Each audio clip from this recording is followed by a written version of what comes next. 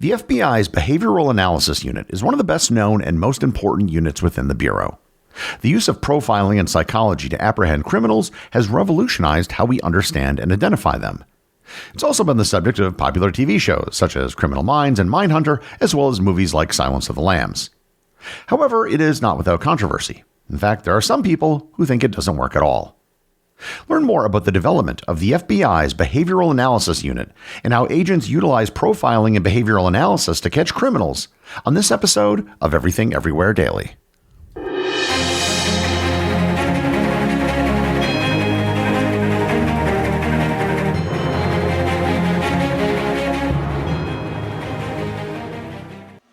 This episode is sponsored by Quince. As the weather cools here in Wisconsin, I'm swapping in the pieces that actually get the job done, that are warm, durable, and built to last. And Quince delivers every time, with wardrobe staples that'll carry you through the season. I've told you before about my duvet cover, my blanket, and my black cashmere sweater that I all got on Quince, all of which will be helping me get through this fall and winter. Quince has the kind of staples you'll actually want to wear and repeat, like classic fit denim and real leather and wool outerwear that looks sharp and holds up. By partnering directly with ethical factories and top artisans, Quince cuts out the middleman to deliver premium quality at half the cost of similar brands, and sometimes with even bigger discounts. Layer up this fall with pieces that feel as good as they look. Go to quince.com/daily for free shipping on your order and 365-day returns. Now available in Canada too. That's QUINCE.com/daily. Free shipping and 365-day returns. Quince.com/daily. This episode is sponsored by newspapers.com. The air is getting crisp, and for many of us, that means a little extra time to dive into our family history. As genealogists, we spend years building our family trees. But what if you could do more than just connect the dots? What if you could bring those names on your tree to life? This is where newspapers.com comes in. Imagine reading about your great-grandparents' wedding announcement, finding an article about your ancestors' business, or even seeing a photo of the house where your grandma grew up. Newspapers.com is an invaluable resource for anyone passionate about genealogy, featuring over 29,000 historical newspapers. You can search for your family's names, their hometowns, or important dates, and discover the small personal details that transform a name on a page into a real person with a real story. And with the holidays approaching, a newspapers.com gift subscription is the perfect present for the family historian in your life. It's a gift of discovery, of connection, and of countless untold stories waiting to be found.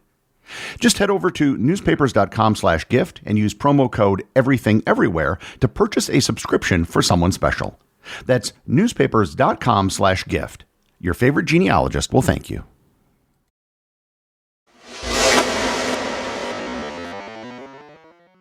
The Behavioral Analysis Unit, or BAU, evolved from the FBI's Behavioral Science Unit, or BSU. The BSU was founded in 1972 under J. Edgar Hoover in the last days of his long reign as director of the FBI. The unit was designed to understand, profile, and study criminal behavior, specifically in response to the rise of violent crime during the previous decade. The original unit was composed of just 11 members. The unit's goal was to help law enforcement understand the criminal mind, especially the minds of serial killers.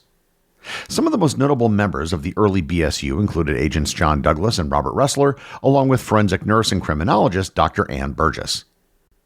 Part of the early work of BSU agents included traveling to different prisons and interviewing serial predators. In these interviews, they gathered information on their crimes, how they planned them, details remembered from the time of committing the crime, their motivations, and how they disposed of evidence. Through these interviews and research, they coined the term serial killer for those who repeated murders in a repeated or serial cycle.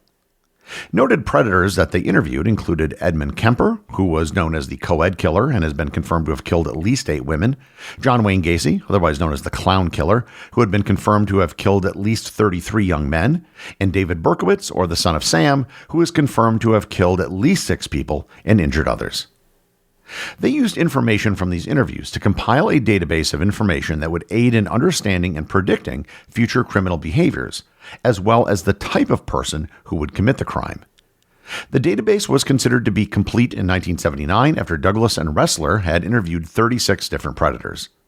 After completing this database, profilers were then sent out into the field to consult on active investigations. These consultations were done through a technique called criminal profiling. Profiling is done by using the behavior and actions done during the crime to create a profile of the type of person who could have committed the action. Profiling can help narrow down the pool of suspects during an investigation and help create a picture of the psychological characteristics the killer or offender could have. Additionally, behavioral analysis can be used to find the motive behind a crime. There are often many behavioral clues left at a crime scene that can help provide insight into the mind of the criminal. In 1985, the Behavioral Science Unit at the FBI Academy was officially established by the National Center for the Analysis of Violent Crime, or NCAVC. This meant that the BSU received more resources and support for investigative and operational activities, including additional training programs and increased research efforts. Part of this was the creation of VICAP, or the Violent Criminal Apprehension Program, which held the data from different criminal cases, including the earlier research done by Douglas and Ressler. With VICAP, investigators had an easier time identifying and matching different aspects of the crime to the profile of the offender. The Behavioral Analysis Unit of today was established in 1997 as part of the NCAVC and the FBI's Critical Incident Response Group. Through this, they aided investigations across the country and at U.S. embassies around the world, as well as assisting other groups within the FBI. The modern BAU is split into 5 different units. Unit 1 deals with counterterrorism, bombing, and arson cases. Unit 2 analyzes white-collar crime, including public sector corruption and cybercrime. Unit 3 specializes in crimes against children. Unit 4 works on analyzing crimes against adults. And finally, Unit 5, which conducts research on behavior and provides instructions for law enforcement to apply behavioral analysis in their investigations. The BAU primarily focuses on preventing violence by identifying various concerning behaviors. Through requests from different agencies, the BAU will provide assistance through consultations. These can be in person and on-site or through simple phone calls. These consultations allow the BAU to assist with criminal investigation analysis. This analysis is completed through a behavioral and investigative lens. To give you an idea of how criminal analysis works, I'll provide an example of one of the many behaviors profilers look for when analyzing a violent crime. When arriving at the crime scene, profilers can examine whether or not an offender is considered organized, disorganized, or mixed. Determining if an offender is one of these 3 categories can help assess their intelligence, job type, relationship status, and mental status. An organized offender is typically someone who is intelligent, likely socially skilled, and more than likely employed, likely in a committed relationship, and probably has no history of mental illness. When determining if an offender is organized, investigators will look for whether a weapon was brought to the crime scene, if there's any biological evidence like DNA left behind, if the victim was physically constrained, or if the body was hidden or concealed. Disorganized offenders are the opposite. They are more likely to have a history of mental illness, could be employed, but the job would likely require little skill, likely to not be very intelligent, struggle with real intimate relationships, and do not function well in society. This is shown at the crime scene through a general feeling of disorder, the crime scene not appearing to be planned, including the weapon being obtained from the crime scene, DNA being left behind, and the body being disposed of poorly. Another key aspect of profiling that behavioral analysis look for is victimology. Knowing why a victim is chosen can aid in finding the motivation behind the crime. There are many different reasons why a victim could be chosen, including race, sex, age, lifestyle, and other aspects. Knowing these can be key in identifying people most at risk for a crime and the psychology behind why the perpetrator would pick that specific victim. Behavioral analysis can also be used to figure out the signature and the modus operandi, or MO, of the criminal. The MO is simply the actions the perpetrator took when committing the crime. So if a killer were to bring a weapon to the crime scene, you may be able to conclude that part of their MO would be threatening the victim prior to the attack. Another part of the MO could be if the residence of the victim was staked out beforehand. If the killer were to know that part of the victim's routine was to take a lunch break at home when no one else was around, they could be confident that there'd be little risk in attacking the victim in that moment. Additionally, if there was little planning, it can also play into a profile. If the scene shows a fight, or if the killer was interrupted, it can show that the criminal was unprepared or did not premeditate the crime. Something as small as the killer being let into the house without needing to break in can hint that the victim and killer knew each other, or that the perpetrator made his appearance appearing non-threatening. Knowing the MO of a perpetrator can show crucial information about the relationship between the victim and the killer. On the other side of the coin, finding a signature of the perpetrator can also indicate information about their psychology and aid in creating a profile. A signature can show a need or fantasy of the killer. This is most often found in serial murder cases and is usually indicative that the killer needed to do something beyond the actual crime itself.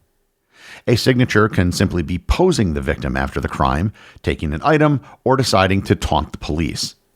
A signature is not always present at a crime scene, but it can be useful in the investigation and psychological understanding of the perpetrator. Profiling can occur in different phases of a criminal case. The first phase is the investigation. During this phase, profilers see whether or not different crimes can be linked. They then see if the evidence can reveal if the killer is organized or disorganized, the MO, the signature of the perpetrator, and the victimology. All of these can be used to create a profile of the perpetrator's characteristics, assess if they are likely to escalate their crimes, and develop a strategy to catch the perpetrator. The apprehension phase is when the profile is used to narrow down where to look for the criminal, what information should be revealed to the public, and the reaction the criminal may have if caught. And the final phase is the prosecution phase. Here, the profiler would be considered an expert in the case. They will use the evidence to show how to connect the perpetrator to the crime. There have been many high-profile cases that the FBI's Behavioral Analysis Unit has consulted on. But to illustrate how they work, I'll look at one of their first and most notable cases, that of the serial killer Ted Bundy.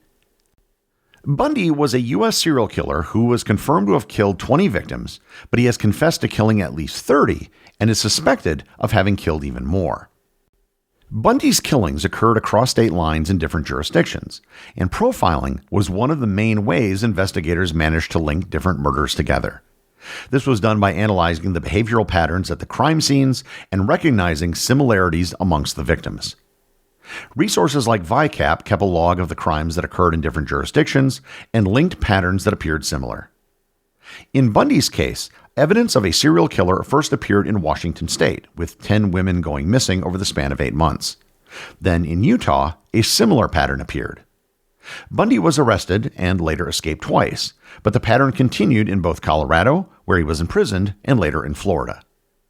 When he had escaped prison, the FBI was able to release a profile on his MO, as well as the type of victims he would be looking for. The FBI considered Bundy to be organized, evidenced by his choice of weapon, and the ruses he used to lure his victims. They knew from his past murders that Bundy would look for victims where young people were, most likely the beach. They also learned from his victims that he would target younger brunette women with long hair that they parted down the middle.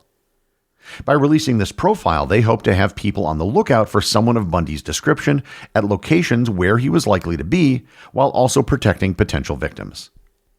Before behavioral analysis and resources like VICAP, it would have been difficult to link crimes across state lines, as differing agencies would simply be unaware that a similar crime had taken place elsewhere. There are some controversies and problems with behavioral analysis and profiling. The largest problem is that it isn't an exact science. There's no empirical evidence to show that it works. There is fear of bias and assumptions being made, which can lead to poor profiles based on opinion. Many people consider it almost a pseudoscience. To be fair, however, it isn't something that you can actually run a controlled experiment for. You can't let a serial killer run loose just to test to see if you can find them. Despite potential downsides, the BAU is considered one of the FBI's most valuable tools, having grown in manpower and research capabilities. They now mainly work in providing aid and collaborating with different law enforcement agencies. The work of the Behavioral Analysis Unit has had significant impact on the way law enforcement approaches and understands violent crime. Criminal profiling has become one of the main tools that police departments and the FBI use to understand criminal behavior and help bring criminals to justice. The executive producer of Everything Everywhere Daily is Charles Daniel. The associate producers are Austin Oetken and Cameron Kieffer. Research and writing for this episode was provided by the Olivia Ash. Today's review comes from listener Dog's Best Friend over on Apple Podcasts in the United States. They write, "Has made me a more well-rounded person. This podcast makes the long walks I take with my dog Hunter go by fast. I love the wide variety of topics, even if some go over my head. I'm a member of the Completionist Club and still listen to all the encore episodes. Keep them coming. Well, thanks, Dog's Best Friend. Congratulations on your Completionist Club membership, and please make sure to bring Hunter to the Completionist Clubhouse at some point, as I'm sure all the other members would love to meet him. As always, if you leave a review on any of the major podcasting apps, Facebook, or Discord, you too can have it read on the show.